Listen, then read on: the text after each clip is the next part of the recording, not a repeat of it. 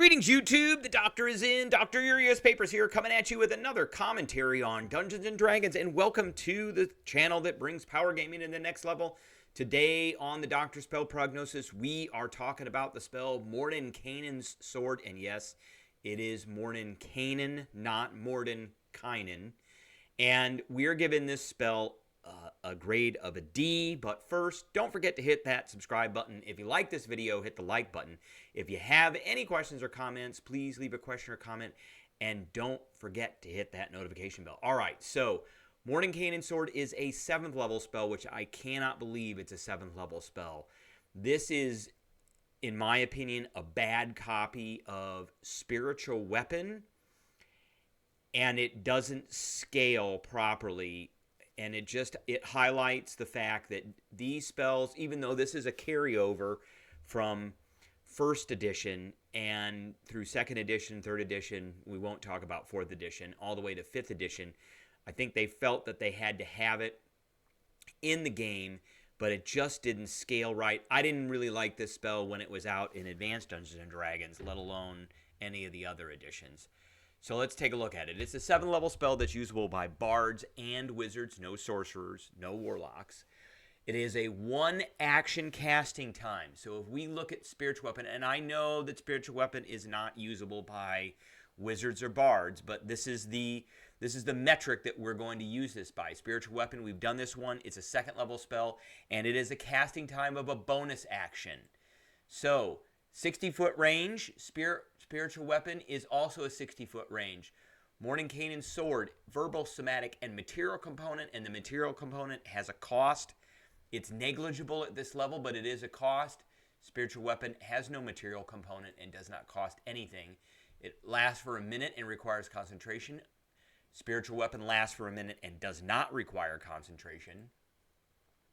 So you create a sword-shaped plane of force that hovers within range. It lasts for the duration. When the sword appears, you make a melee spell attack against a target of your choice within 5 feet of the sword. On a hit, the target takes 3d10 damage. So 3d10 damage on average is going to be 16.5 damage, basically 16, okay? Until the spell ends, you can use a bonus action on each of your turns to move the sword up to 20 feet. We can do all the same stuff with this one, and a bonus action, move it up to 10 feet, and it makes an attack to a spot you can see and repeat the attack against the same target or a different one. So, one of the main reasons I'm giving this a D is because as a bard or a wizard, we have access to so many other 7th level spells. Why would I take, and ones that we haven't even gone over yet, but why would I take my choice away from some of these other spells and use that one? Force Cage. We've already gone over that one. That's an S tier. Why would I replace Force Cage with Mordenkainen's Sword? Crown of Stars, Delayed Blast Fireball, Prismatic Spray, Power Word Pain, Resurrect, Reverse Gravity. I mean, some of these spells are, I just named about 4 of them right off the bat. That if I took Mordenkainen's Sword as my choice, remember we're limited in the number of spells that we can choose as a bard or a wizard. If I were to take Mordenkainen's Sword, then, I'm stuck with it. Now, the one thing that is good about both of these is that there's as far as bards go, so let's go here. And as far as bards go, what can bards do with their bonus action?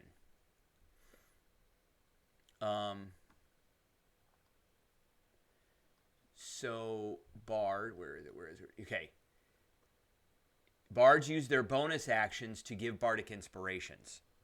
And there's a lot of important ones. And of course, I'm going to go to the College of Eloquence, and you can use a bonus action to give somebody a penalty with unsettling words. But they all do something. Bard, College of Valor, Bardic Inspiration die, to roll a die, damage, College of Whispers, College of Lore. I mean, there are all kinds. So there is something that a bard can do with its bonus action, I think, that is more important than making an attack that might hit and might do 16 points of damage. Wizards, however, don't have a lot to do with their bonus actions, so it might make sense for a Blade Singer maybe to take this spell, but there are much better spells that a Blade Singer can be taking than this spell. Now, the other thing that I want to touch upon is that Spiritual Weapon starts out doing a D8 plus the ability modifier, which should be around a +4. So that's 4.5 plus 4. So it starts out at second level doing 8.5 damage. And then every 2 levels after that, it adds another D8. So at 4th level, it does 13 points of damage. And at 6th level, it does 17.5. So it does more damage than Mordenkainen'S Sword at 6th level, and Mordenkainen'S Sword is a 7th level spell. I think your spellcasting modifier should be added to this. I don't think it should cost anything to summon 4th. You know, just as a start in itself. I think that the sword maybe should attack every round without wasting a bonus action too. That might make it more equal to a 7th level spell. All right. That is what I have for everybody today. I appreciate everybody tuning in, and I will catch everybody later.